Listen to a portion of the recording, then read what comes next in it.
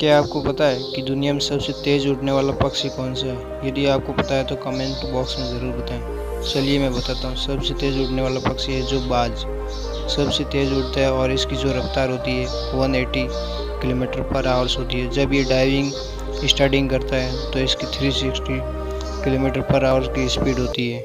नए फैक्ट जानने के लिए हमारे चैनल को सब्सक्राइब करें और हमारी वीडियो को शेयर करें ताकि हम एक नए वीडियो के साथ फिर लौट सकें आपके साथ।